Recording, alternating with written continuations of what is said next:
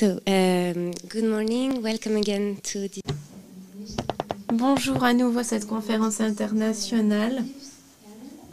Nous allons entendre le 5e panel, le 2e pour la journée. C'est donc la 5e conférence. Bienvenue à Gisganika Collison, directrice exécutive du musée effectif au Canada. Et bienvenue également à Lucie Bell et Kawas.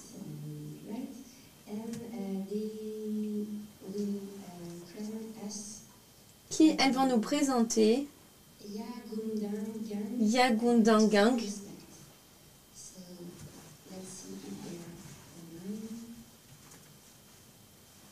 Honoré. Voyons si elles sont bien en ligne.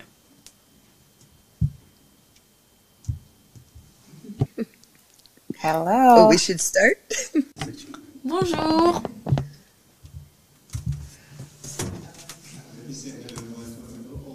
Alors, bonjour et bienvenue et merci beaucoup d'être présente pour cette conférence. C'est très tard chez vous. Donc, merci beaucoup d'avoir accepté cette invitation et vous avez la parole bien sûr à présent. Oh, merci beaucoup.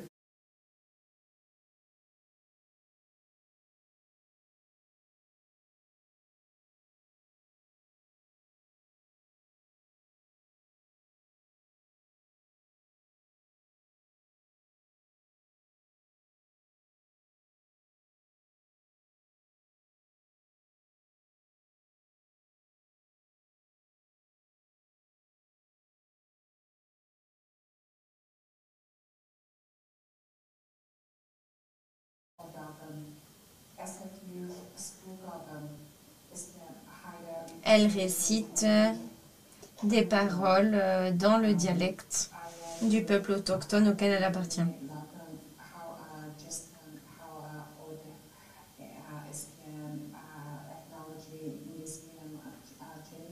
Donc merci au musée ethnographique au MEG à Genève. C'est un plaisir d'être ici parmi vous en compagnie de ma chère amie et donc nous allons partager notre histoire avec vous. Gisgang, je te laisse te présenter. Gisgang récite à son tour des paroles dans le dialecte, dans la langue autochtone.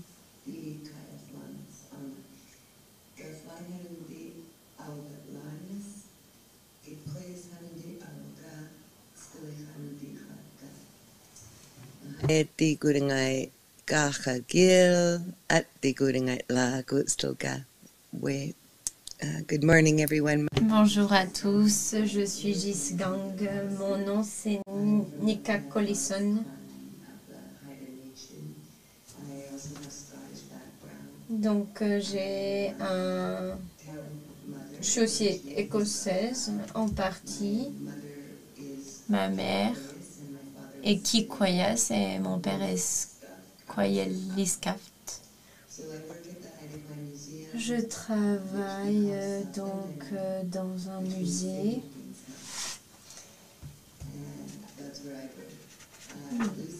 Lucie a été mon phare pendant 20 ans et j'aimerais commencer cette session en parlant du rapatriement de nos ancêtres.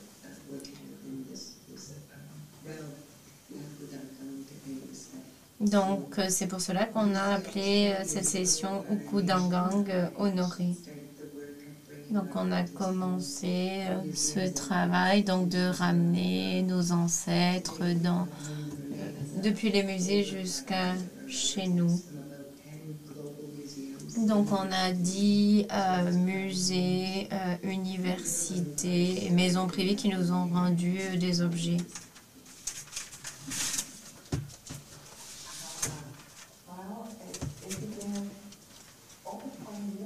Donc ça a commencé il y a plus de 20 ans.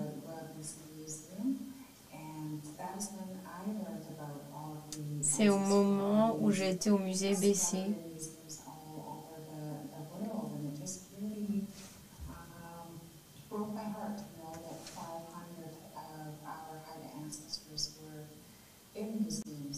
Donc vraiment, ça a brisé mon cœur de me rendre compte que les restes de mes ancêtres étaient exposés dans les musées.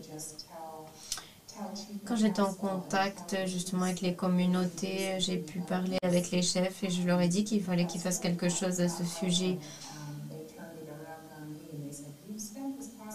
Ils m'ont dit, voilà, vous avez passé l'année dernière à entrer dans les musées, à voir ce qui se passait. Vous devez nous montrer comment réaliser ce travail. Donc ça fait... il y a 20 ans, j'étais terrifiée par rapport à ce qui était demandé, à ce qu'on me demandait à moi.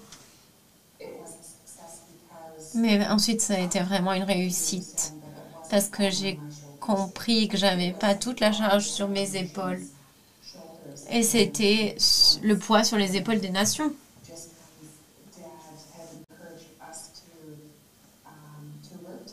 Donc, on a été encouragés à travailler ensemble. Et le fait, justement, donc, de réunir les deux communautés a fait que c'était une force et un succès pour le rapatriement pendant 20 ans. Et donc, j'ai pu ramener mes ancêtres. On estime qu'il y a 1 million donc, de dollars de restes ancestraux qui ont été rapatriés. On a lutté justement pour voir comment rapatrier et honorer nos ancêtres de notre propre manière. Comment faire ceci avec nos propres protocoles. Donc, on a pu se situer et développer une force dans ce respect Aïda Gwadi. Donc, ça a vraiment été un phare pour nous lorsqu'on avait toute cette résistance de la part des musées. Cela peut expliquer le succès et la force de la nation Aïda.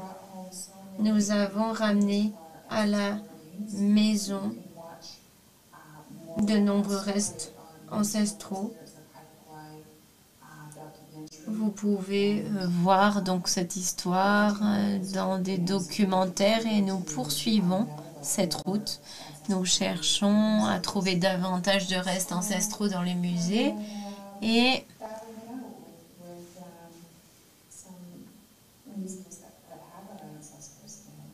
certains musées ont encore nos ancêtres. C'est un travail important. Je vais m'en arrêter là. Peut-être que vous pouvez expliquer donc la situation avec votre musée. Oui, merci beaucoup. Ça a été effectivement un long parcours. Donc, dans mon musée,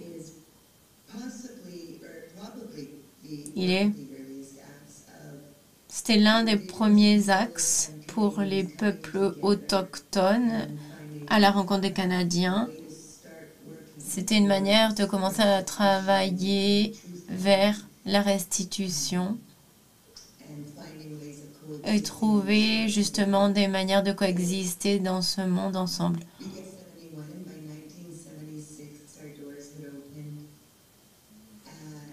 Donc, les portes du musée ont été ouvertes en 1976.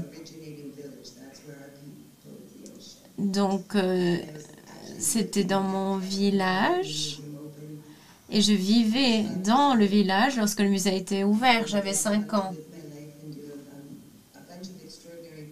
J'ai commencé à faire un certain nombre de choses extraordinaires.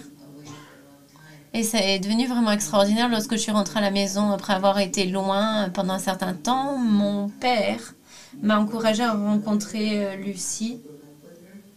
En fait, on a grandi ensemble. Et donc, j'ai été vraiment impliquée dans le rapatriement. Vous savez, c'est vraiment tous les restes donc des ancêtres, que ce soit nos grands-mères.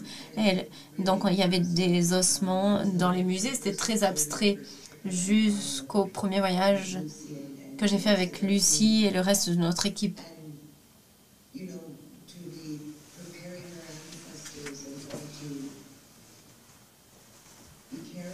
Le fait de prendre soin de nos ancêtres, et c'est littéralement ce que nous faisions, de nous occuper d'eux et de les ramener à la maison.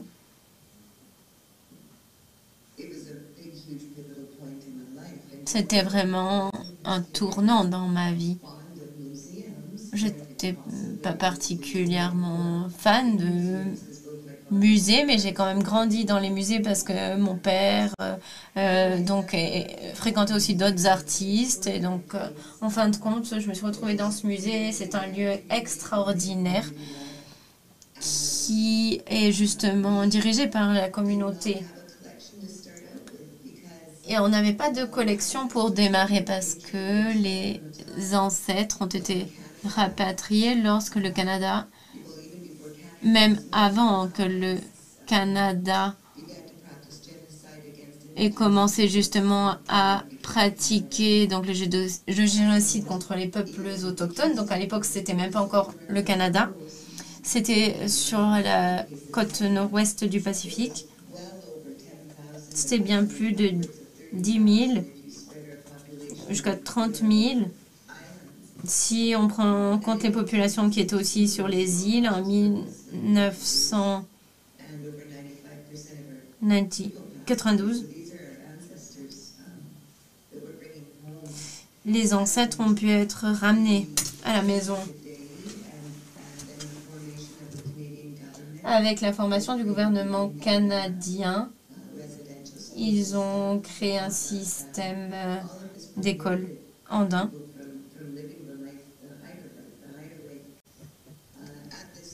Donc il y avait une interdiction de continuer à vivre selon les normes AIDA. Plus de 95% de nos possessions ont été accaparées pendant cette colonisation, cette nouvelle anthropologie moderne, si je puis dire, qui est née. Et ça faisait partie donc de l'intention du Canada de coloniser. Ça faisait partie du système. Donc les musées collectaient, prenaient ce qui nous appartenait. Nous avions 12 000 appartenances dans le monde. Et maintenant, ils étaient dans des musées mondiaux. Ces pièces, la plupart d'entre elles donc, sont parties à ce moment-là. Si vous visitez un musée occidental, voilà, les objets sont vendus. Voilà, on va payer tant. Mais ce que les gens doivent savoir, c'est que ça a été introduit en le faisant exprès. Il y a d'autres systèmes.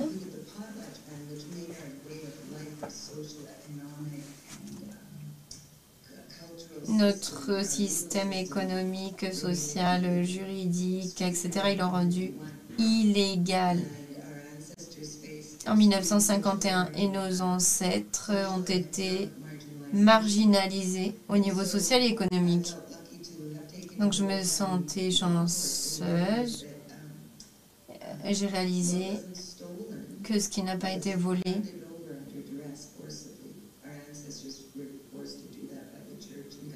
alors, nos ancêtres ont été forcés à donner les objets par les fonctionnaires de l'État et l'Église. Donc, je pense que je me concentre sur les objets qui sont restés de nos ancêtres. Donc, le travail avec les musées et le travail de rapatriement, ça a fait sortir cette vérité. C'est pas pour que les gens se sentent horribles, mais certaines personnes n'ont même pas connaissance de cette situation. C'est pas juste pour nous, en fait, c'est pour tout le monde qu'on le fait. On fait beaucoup de travail et le meilleur travail que l'on fait, justement, c'est de faire en sorte que nos ancêtres soient ramenés sur nos terres pour se reconnecter au peuple auquel ils appartiennent. Lucie, vous avez eu une expérience intéressante il n'y a pas longtemps, pas seulement au musée. C'est le moment où tu as commencé à comprendre le travail de rapatriement qu'il y avait à faire. Par nature, les musées reflètent le climat social existant. Donc, tu as vraiment fait l'expérience d'un musée colonial. Tu exposes le racisme dans ce musée et c'est ce que les peuples autochtones peuvent vivre. Est-ce que tu peux nous en dire un peu plus sur cela et comment est-ce que cela se reflète dans la société à l'heure actuelle? J'étais enthousiaste justement d'être responsable donc de ce musée, de ce département au sein du musée, donc pour le rapatriement. Le faire à une échelle plus grande et de décoloniser ce musée et de faire un bon travail au nom des peuples autochtones et de la Colombie-Britannique, c'était vraiment enthousiasmant pour moi. Mais finalement, je me suis retrouvée dans une situation très difficile pendant 3 ans et demi. Mon cœur était brisé et je ne voulais pas mettre le doigt dessus et dire voilà, ça c'est du racisme.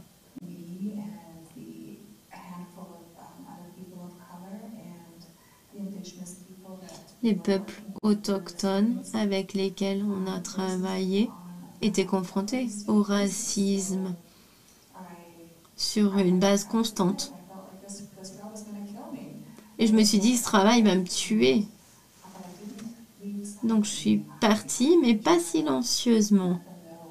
Je leur ai dit pourquoi est-ce que je partais. Et ça a généré une grande enquête. Le musée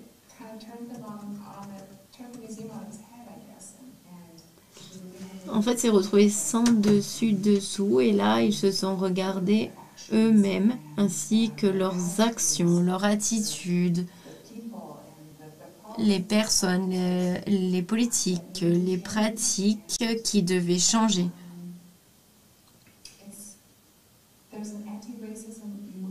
Il y a un mouvement anti-raciste qui se produit au sein des musées. Et ça ne se passait pas dans mon musée, le musée BC, mais ça a lieu dans tous les musées du monde. Et le fait d'en faire partie, de parler, de m'exprimer, de ne pas avoir peur d'en parler, encourageait d'autres personnes à s'exprimer également. Donc j'étais fière. J'ai une collègue.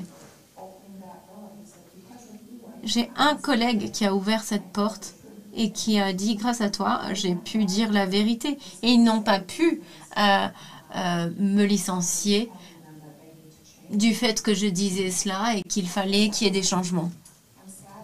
Je suis triste, mais je suis fière de ce travail, du fait de mon travail dans le musée. Lorsqu'on pense à décoloniser, cela est nécessaire, ça doit être un mouvement actif. Il faut former les personnes, les encourager à dire la vérité avec leurs propres mots. Il faut arrêter de dire n'importe quoi. Les musées doivent justement collaborer pour ces rapatriements avec les peuples autochtones. Et il y a un travail important qui doit être fait pour connecter les communautés et changer non seulement les politiques, mais les pratiques. Ça se produit du haut vers le bas. Je pense que cela commence à changer un peu et je suis ravie de faire partie de ce mouvement. Le fait qu'il y ait un soulèvement des peuples autochtones a commencé à nous unir un peu plus. Gisgang, je pense que tu peux parler de ce qui se passe avec nos cousins autochtones. Oui, c'est enthousiasmant. Lucie, bravo pour ce que tu fais. C'est un sacrifice très important, hein. Tu l'as fait, hein?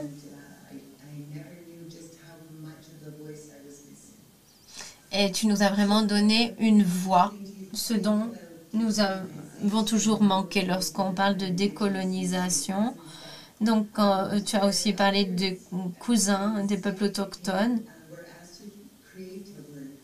Donc, on a créé un mot pour décolonisation dans la langue Haïda pour décolonisation. Ils ont trouvé le mot Gangalsing. Angudangalangaska. Cela signifie je ne vais jamais à nouveau sentir que je suis de côté. Et c'est un mot très important pour nous, donc le peuple autochtone. Donc la décolonisation, plus jamais. On s'est dit, voilà, on a besoin d'un mot pour nos amis en Occident. On a le mot réconciliation et coexistence. Un jour, j'écoutais une personne très intelligente qui disait, voilà, on doit trouver une bonne manière d'approcher la décolonisation pour un musée majeur. Mais d'un coup, on a trouvé donc ce mot dans le dialecte qui s'applique aussi à nos amis en Occident. Nous avons de nombreux amis et alliés, c'est super. Mais ceux qui ont l'état d'esprit colonial, les personnes dont Lucie parlait, en principe,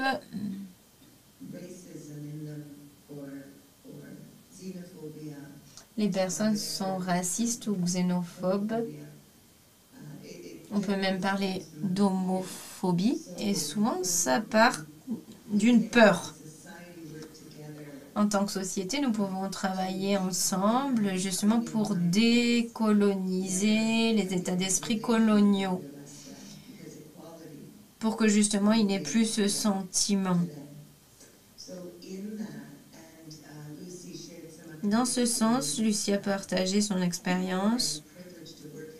Je suis privilégiée de travailler dans le musée où je travaille, d'avoir une équipe, d'avoir une guidance avec les pratiques Haïda. Le fait que nous ne soyons pas une institution occidentale, mais on fait partie de cette société Haïda. Donc c'est vraiment une expérience différente et dans notre équipe, bien sûr, on a aussi à faire face au racisme lorsqu'on travaille avec des musées traditionnels. Mon travail nécessite, alors je ne suis pas formée d'une quelconque manière que ce soit, mais il faut toujours avoir conscience justement de ce traumatisme parce qu'on travaille aussi dans les écoles au Canada.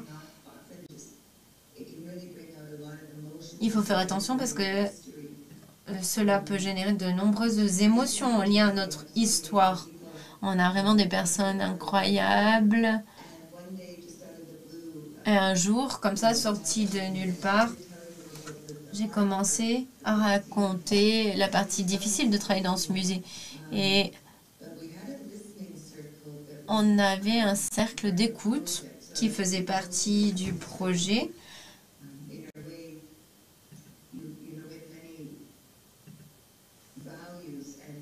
Avec de nombreuses valeurs. et aussi donc honorer, écouter, demander en premier, voilà, un certain nombre de choses. Donc on a demandé dans ce cercle d'écoute aux musées autochtones ce qui se passait pour eux dans le musée, ce qui fonctionnait et ce qu'il fallait changer. Ce qui était surprenant, c'est que même si Lucie et moi-même, nous avons travaillé ensemble sur le terrain pendant très longtemps, on avait un partage consistant du traumatisme. Donc c'était une session de thérapie, mais c'était très positif. Ensuite, il y a eu le Covid.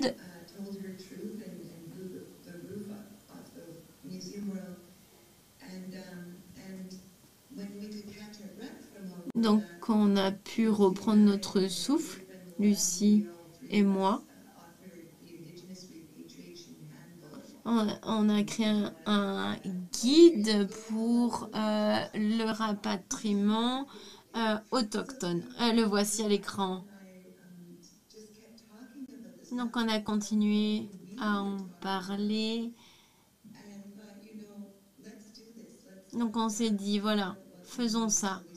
Cherchons ce dont nous avons besoin. Nous avions 2 musées autochtones avec des objets cousins, si je puis dire. Donc il ne faut pas qu'il y ait une exclusion, mais une protection. On a créé un groupe de travailleurs des musées autochtones parce qu'on a commencé à comprendre que même entre nous, on devait être plus ouvert. Donc c'était extraordinaire.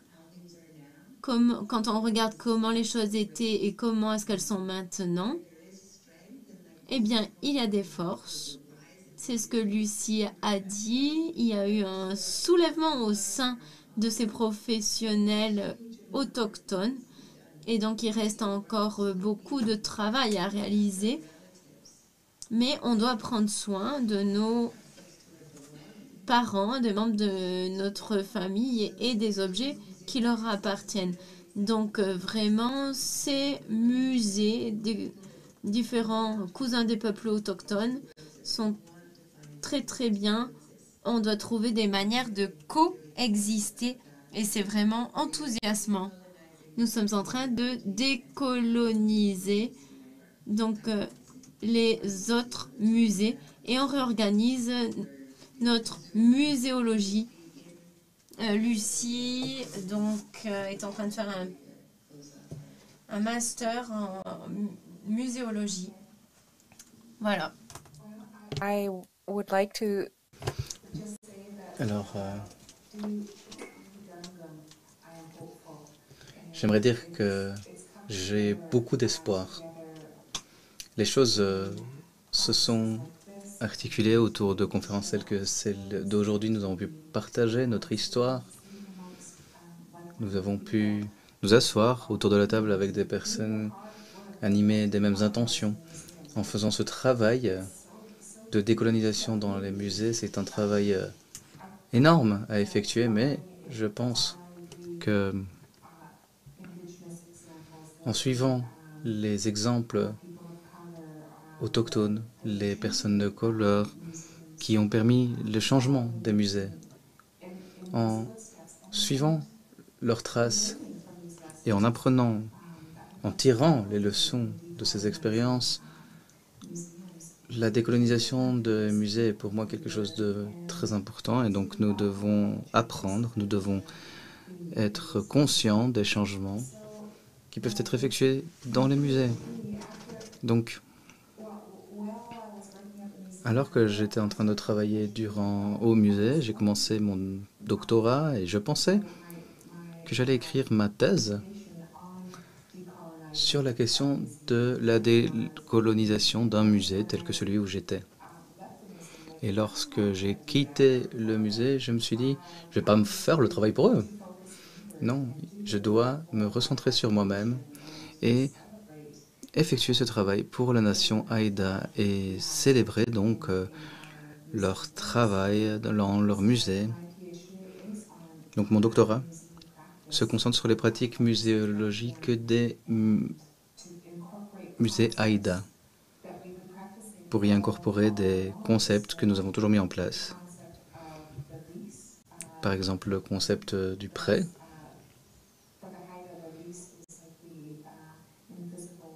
C'est-à-dire le lien qui nous maintient en connexion avec les objets dans les musées, avec nos ancêtres.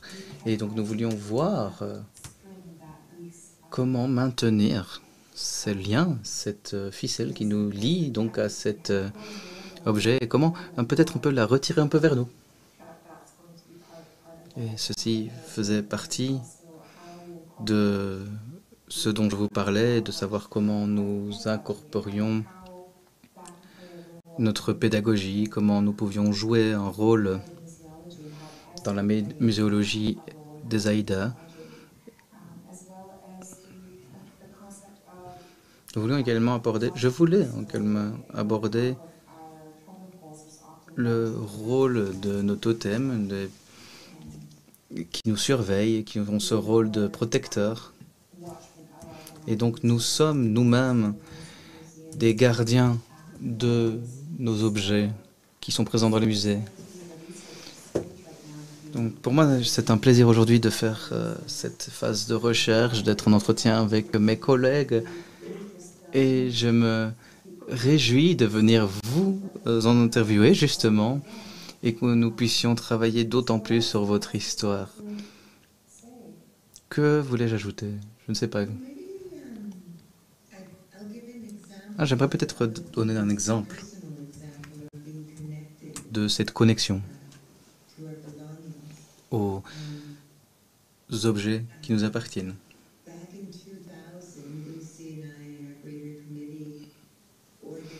En 2000, nous avons levé des fonds et je pense que 48 personnes d'entre nous se sont rendues au musée d'histoire canadienne. Et d'ailleurs, Lucie a parlé du rapatriement. Et c'est pas quelque chose qui fait partie de la tradition, qui est quelque chose d'historique. Et donc nous avons dû comprendre, apprendre.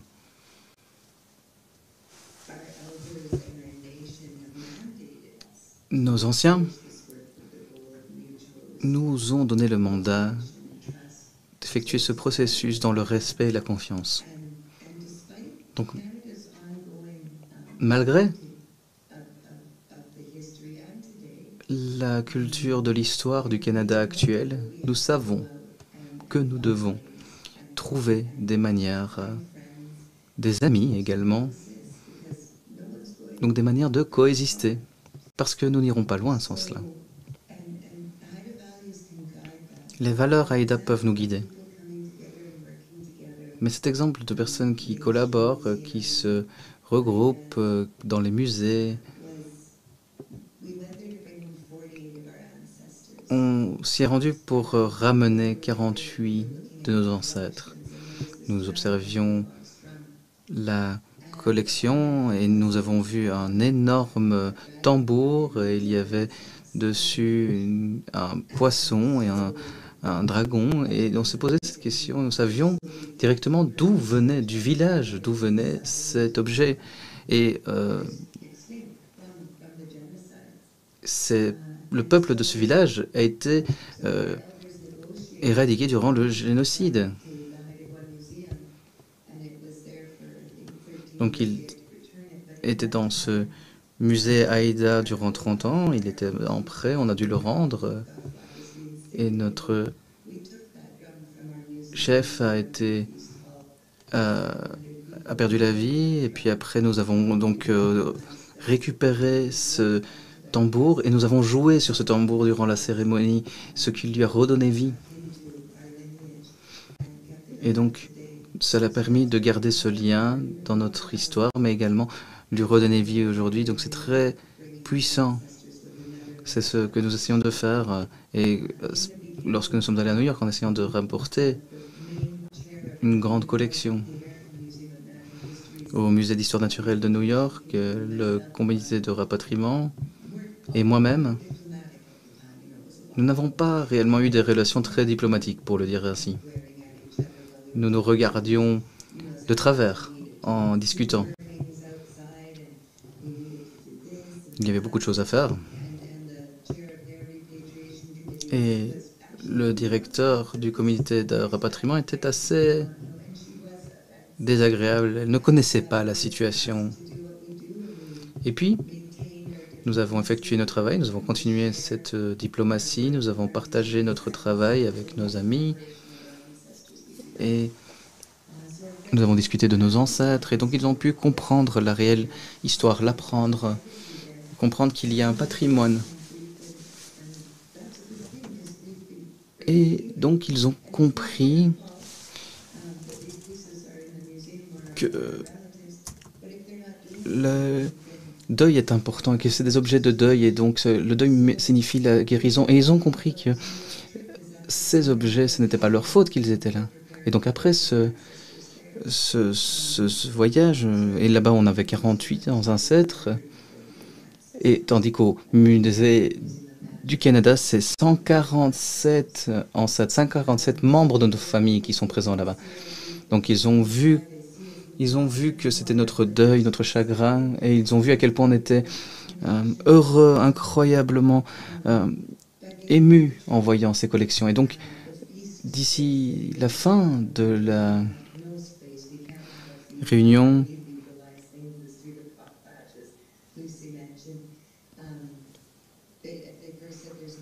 ils nous ont dit, on n'a plus d'espace pour cela. On n'a plus pu faire nos cérémonies. On l'avait au début, cet espace. Et on nous a dit, au début, le président du comité nous a dit simplement, pourquoi vous ne les envoyez pas simplement chez vous? Et à la fin du voyage là-bas, ils se sont levés à 4 heures, ils sont venus nous voir. Et j'ai dit à cette personne qui est sortie du bus devant nous, avec qui j'ai travaillé pendant une semaine, et qui est maintenant mon ami, je lui ai demandé, pourquoi es-tu là? Eh bien, elle m'a répondu, parce que je ne pouvais pas laisser les ancêtres faire ce voyage en bus tout seul. Et c'est là que j'ai compris qu'elle avait compris.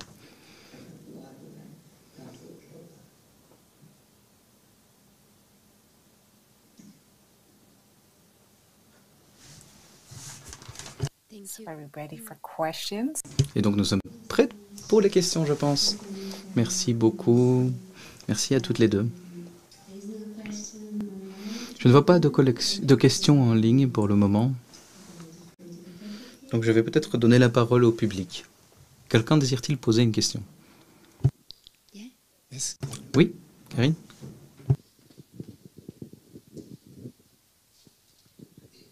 Hello, thank you so much, both of you. Merci beaucoup à tous les deux. J'ai une question peut-être pour Lucie. Mais évidemment, Nika, vous pouvez nous donner également votre contribution à ce sujet. Je vous ai entendu parler déjà à Vancouver il y a 2 ans. Et vous m'avez parlé du fait que la preuve, les témoignages devaient venir de vous, que c'était un réel fardeau et que vous deviez effectuer beaucoup de travail de recherche, qu'il y avait cette question de la recherche en provenance. Donc j'aimerais peut-être que vous puissiez nous parler de ce travail de recherche que vous effectuez et de réellement ce poids de la preuve qui doit venir de vous, devoir prouver au musée que ces ancêtres appartiennent à vos communautés. Merci. Oui, c'est une très bonne question. Merci beaucoup.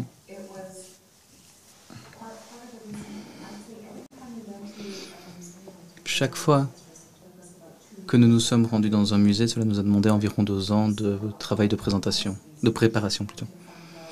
Et beaucoup de cette période de préparation, c'était de savoir d'où venaient ces ancêtres, de quel village. Et donc nous avons dû envoyer beaucoup d'étudiants, souvent, je dois le dire, parfois, nous, à l'avance, dans les musées, pour lire les registres et s'assurer que nous avions les preuves pour tous nos ancêtres. On ne peut pas espérer que les personnes des musées de New York, par exemple, comprennent notre langue. Et même pour nous, il est difficile de savoir comment la collection de ces objets a été créée à l'époque. Donc cela demandait beaucoup de travail.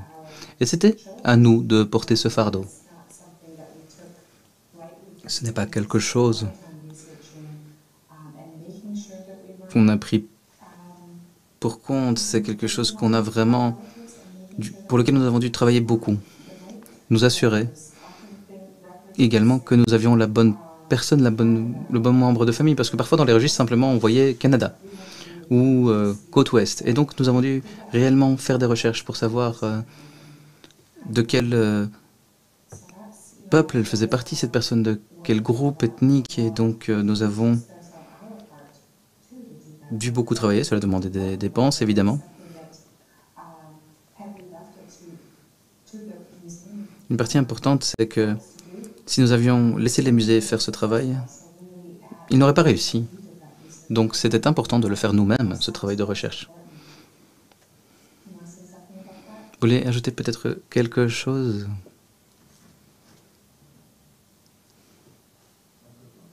Votre micro? Voilà.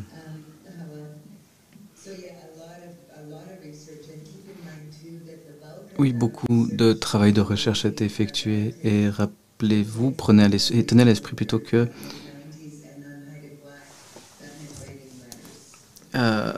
il a fallu écrire beaucoup de lettres parce qu'en fait on essayait de rechercher les membres de famille. Il n'y avait pas d'internet à l'époque, donc vraiment on a dû écrire beaucoup. Et alors en ce qui concerne les preuves, oui, c'est un fardeau, ça a demandé beaucoup de recherche, mais il y en a un autre également. C'est-à-dire que nous avons besoin de prouver selon les lois de l'Ouest, pas nos lois, Aïda. Parce que pour nous, nous avons simplement le droit de ramener nos objets, nos ancêtres à la maison. Parfois, cela change durant les années. Et d'ailleurs, je vois que l'Europe s'est réveillée à cette question. C'est un mot qu'on utilise souvent ici au Canada pour dire qu'ils ont évolué. Mais donc, à New York et à Chicago également, nous avons rencontré des personnes qui étaient un peu nerveuses parce qu'elles n'avaient pas de relation. Ils ne savaient pas où mènerait cette discussion.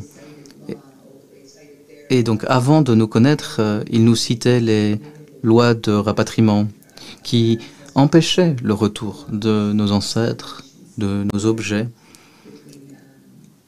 qu'il était impossible de traverser des frontières entre le Canada et les États-Unis.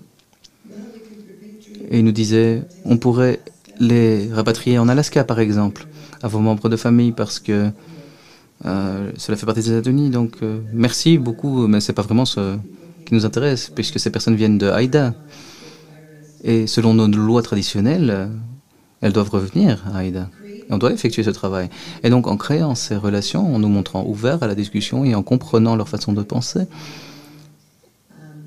on a pu faire des avancées. Mais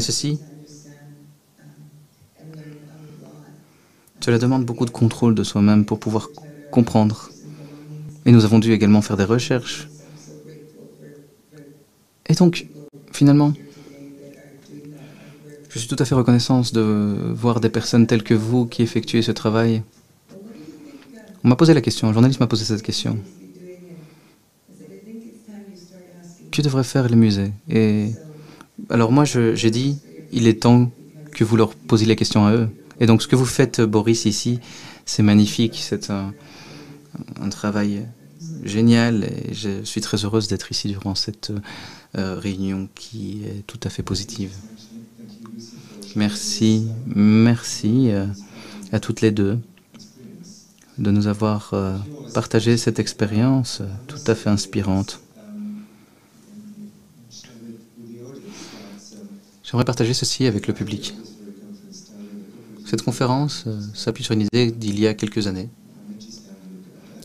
En fait, lorsque j'ai rencontré Gisgang à une conférence à Osaka, j'ai compris à quel point notre façon de penser parfois était inadéquate lorsque l'on parle de recherche en provenance. On observe des bases de données, c'est pas du tout adapté. et on se dit, voilà, on n'a pas l'impression d'avoir des œuvres importantes de la communauté Aïda. Mais non, peut-être que c'est à eux de voir et dire si quelque chose est important. Parfois, il y a simplement, disons, une cuillère qui semble simple, qui n'ont rien de remarquable. Mais à mon esprit, c'est ça la question. Et donc, c'était le point de départ de notre discussion avec Gisgan. Et Nika, donc, a parlé de leur travail, qui s'appuie sur une méthode tout à fait différente. Tout à fait différente de ce que nous mettons en place en recherche en provenance ici. Nous travaillons sur des documents, nous essayons de déterminer le régime de propriété, comment enregistrer, comment transférer la propriété. Et donc, on se concentrait sur tous ces aspects, mais également sur les contextes historiques d'acquisition, s'il y a un principe de dureté, de violence dans l'acquisition, et essayer de demander pardon. Mais elle m'a répondu gentiment. Vous n'avez pas besoin de nous dire que pendant 500 ans, on a souffert, on a été volé, on a plutôt besoin de développer une relation. Et c'est la première chose qu'elle m'a dite. Ce n'est pas un travail individuel, c'est un travail communautaire qui est intéressé, qui veut retrouver ses ancêtres dans les collections, dans les musées, dans les collections privées également.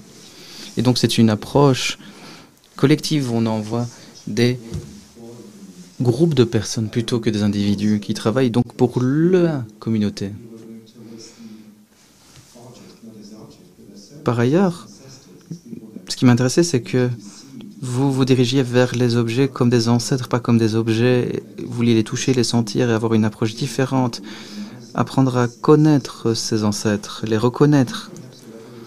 Donc peut-être pourriez-vous expliquer plus en détail ceci et peut-être expliquer comment votre collaboration s'est développée ces dernières années avec les musées canadiens et américains. Et si vous avez le temps, peut-être pourriez-vous également nous parler de votre expérience de travail avec des musées européens?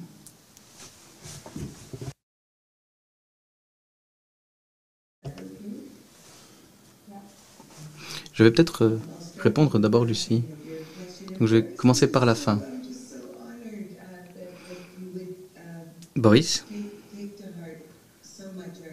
c'est un honneur pour moi que vous ayez pris à cœur cette belle conversation que nous avons eue.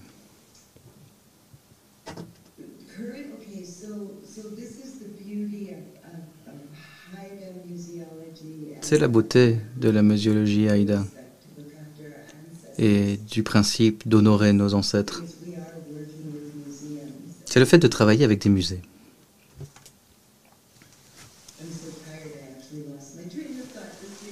Pardon, je suis tellement fatigué que je ne sais plus ce que je voulais dire. Voilà. Donc nous avons besoin de construire ces relations, mais c'est tout à fait nécessaire. On commence à rencontrer les musées. On commence à tout d'abord à nous intéresser en nos appartenances, en nos objets, mais on se rencontre également d'autres possibilités, des personnes qui racontent des histoires. Les musées sont des conteurs.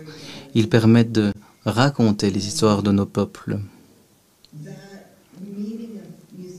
Et donc, cette réunion, ces rencontres avec des musées nous a mené à des coproductions dans le monde. Et donc, quand j'ai rencontré Boris à Osaka, nous étions également avec le conservateur du musée d'anthropologie. Et alors, aujourd'hui, nous travaillons avec le musée de Berlin, le musée d'ethnologie de Berlin. Et je pense que là-bas, nous avons 9 personnes qui travaillent sur les musées Aïda. C'est assez incroyable. Il faut savoir que dans notre monde, dans notre univers, c'est quelque chose de tout à fait neuf, les musées. Nous avons un stagiaire qui travaille avec eux quant aux expositions. Et nous sommes tout à fait impressionnés par le travail de Monica Esnik et de son équipe. C'est quelque chose de tout à fait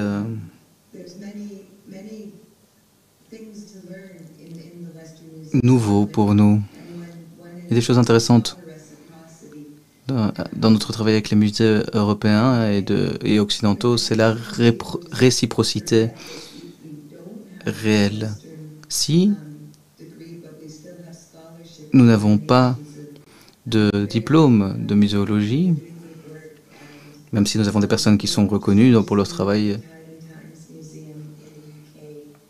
Et d'ailleurs, je viens de finir de travailler avec un musée au Royaume-Uni, où nous avons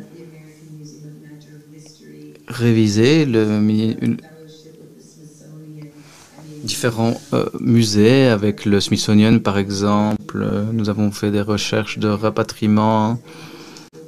Et d'ailleurs, nous avions un coordinateur de ce musée il y a 1 an avec nous et qui est en contact maintenant avec 30 musées depuis qu'il a commencé son travail sur le rapatriement. Et donc,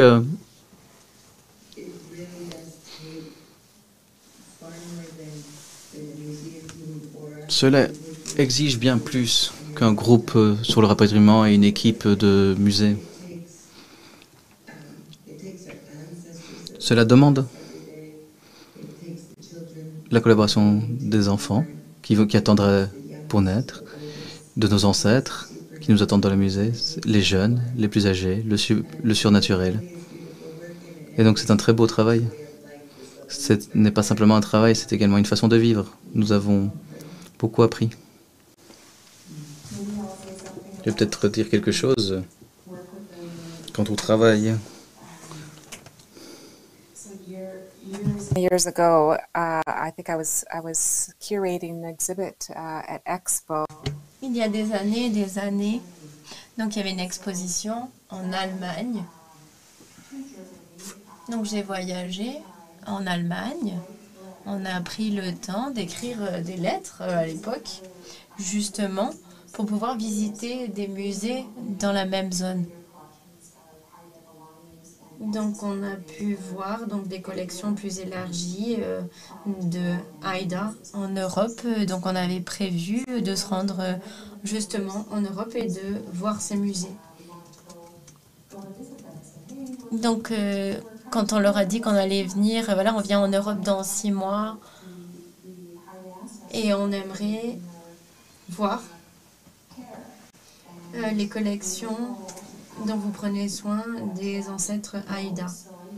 Ils nous ont dit non, c'est pas possible, vous ne pouvez pas venir, ne vous embêtez même pas à acheter un billet d'entrée, nous sommes occupés. Nous avons dû passer par l'ambassade pour nous aider à avoir un rendez-vous.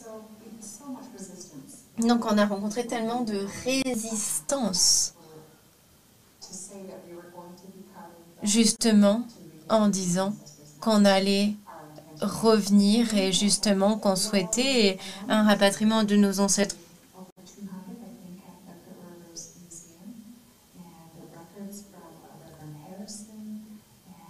Donc on a bien sûr des archives, etc. Et on doit avoir une relation avec les musées. Et bien sûr, lorsque j'ai des étudiants en master qui viennent frapper à ma porte et qui demandent voilà, est-ce qu'on peut faire un travail de rapatriement? Je dis oulala, cette jeune fille d'Oxford, justement, qui a des liens avec des musées. Donc elle me dit oui, tout à fait, il faut qu'il y ait une discussion avec le comité et décider. Donc là, elle va rester elle devait rester 3 mois, elle est restée 1 an. Avec son comité donc de rapatriement, on a écrit une proposition pour que justement, on est allé au musée, au British Museum, et un autre musée.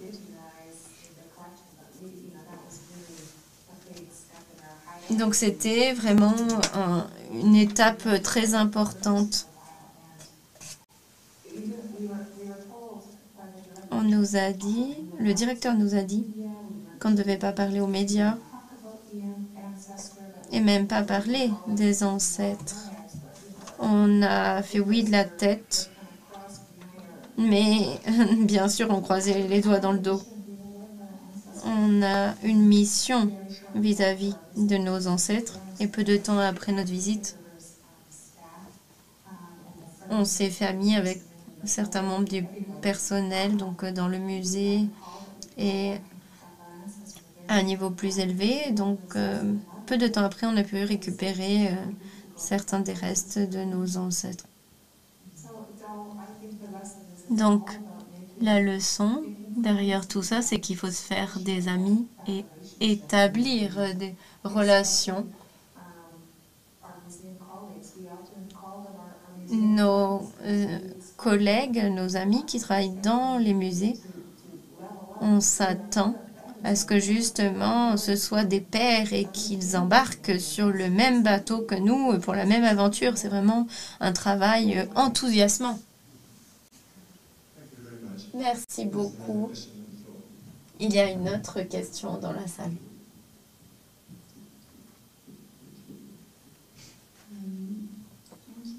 Merci beaucoup. Je suis un peu nerveuse à parler publiquement. Merci Lucie et Jiskanika pour votre présentation et le fait d'avoir partagé vos expériences. Vous parlez donc d'un travail difficile de décolonisation des musées et des pratiques. Il faut aller bien au-delà de la compréhension de l'appropriation violente des ancêtres et des matériaux de culture ancestrale de partout dans le monde. Vous nous avez rappelé que cela doit comprendre une interrogation des structures et des modèles, des sentiments, des pensées, des comportements. Donc, dans des cadres institutionnels, le fait qu'il y ait donc ce racisme en lien à cela, en fait, j'ai une question que j'aimerais adresser davantage au musée ici à Genève et à vous, Boris Vastio. Quelles structures ont été mises en place à ce niveau ici au MEG pour s'assurer justement de ce processus de décolonisation, également en interne. Donc par exemple, en ce qui concerne la présentation des collections, je vous mets peut-être un peu trop sous les projecteurs ici, mais je pense que c'est important et j'aimerais savoir. Je vous ai entendu parler de vulnérabilité par rapport à la recherche de provenance et puis les questions, etc. Donc, du coup, c'est pour ça que je m'adresse à vous. Merci beaucoup pour cette question. Vous avez également été exposé donc à l'instant en intervenant. Alors, en réalité, il y a eu une question précédemment donc au sujet de ma démission. Donc il y aura une autre personne qui va prendre le relais d'ici quelques mois. Donc brièvement pour vous répondre, on a ce processus de décolonisation formelle. Ce processus, on n'a pas vraiment un modèle ou une référence. On essaie de faire de notre mieux, ce qui signifie que nous avons un programme élargi et que tout le personnel du musée, tous les collaborateurs du musée doivent contribuer, pas seulement les conservateurs, mais aussi les éducateurs et les autres personnes qui travaillent au musée. Donc dans ce programme, il y a un certain nombre de projets qui ont été développés. L'un d'entre eux, c'est vraiment d'essayer d'établir, en tout cas comme j'ai dit à Nika précédemment, c'est d'essayer d'établir, en fait de cartographier les objets qui représentent une connaissance sensible.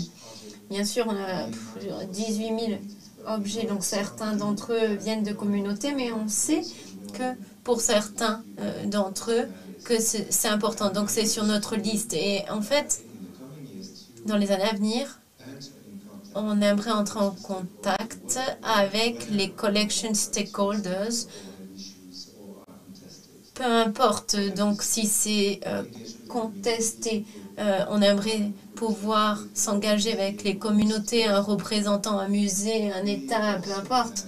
Et on a aussi, justement, on aimerait être plus accessible et plus transparent pour accueillir davantage de personnes au musée, notamment des artistes.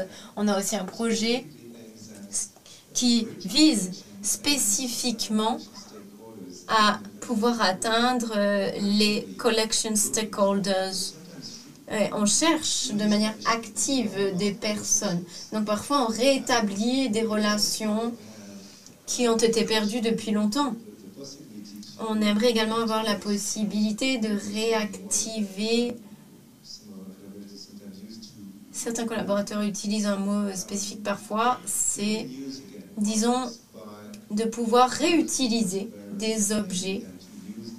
Donc, des objets, que ce soit des instruments de musique. Je vais peut-être demander à Alice de résumer cela, car elle est responsable de ce programme. Voilà, c'est ce que je souhaitais vous dire. Nous faisons étape par étape. Le plus important, et je l'ai dit précédemment, lorsqu'on a eu la discussion avec Brooke, notre proposition, c'est d'essayer de rétablir donc un échange qui soit meilleur avec tous les collection stakeholders. Nous n'avons pas d'autorité juridique, mais les autorités nous soutiennent quant à nos actions. Je suis certain que toute demande de rapatriement d'ancêtres ou autre on pourrait y répondre de manière positive.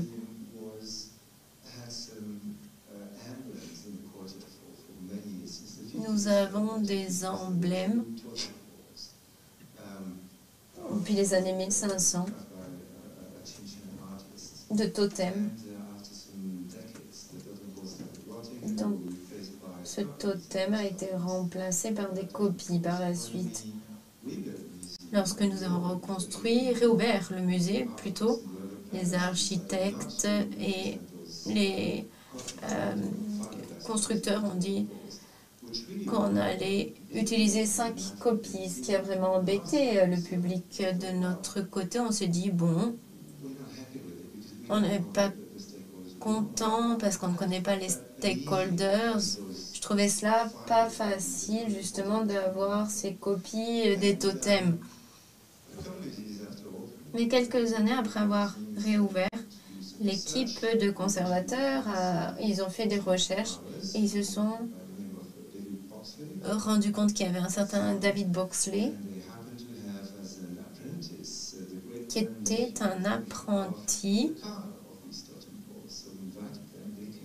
du sculpteur de ces totems. Et donc on l'a invité pour la cérémonie, on a eu des relations, nouvelles relations avec ces personnes.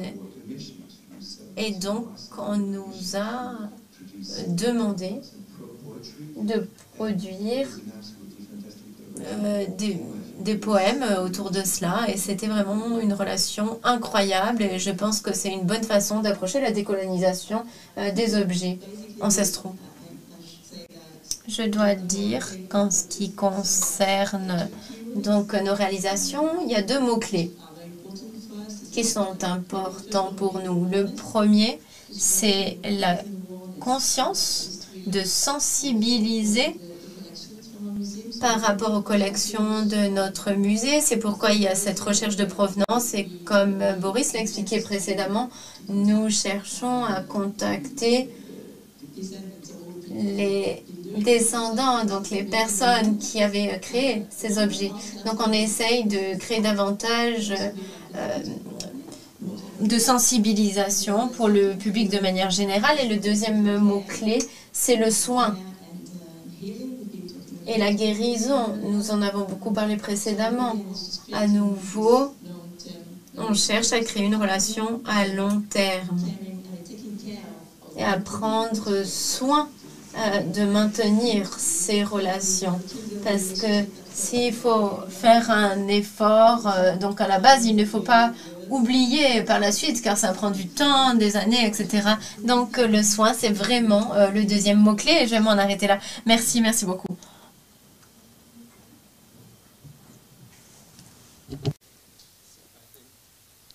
Time's up, maybe. Le temps passe vite.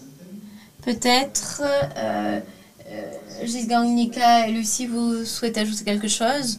Ou peut-être vous souhaitez simplement pouvoir vous reposer. Donc, par rapport à David Buxley, oui, ben, on est de bons amis. Oui, oui, nous le savons.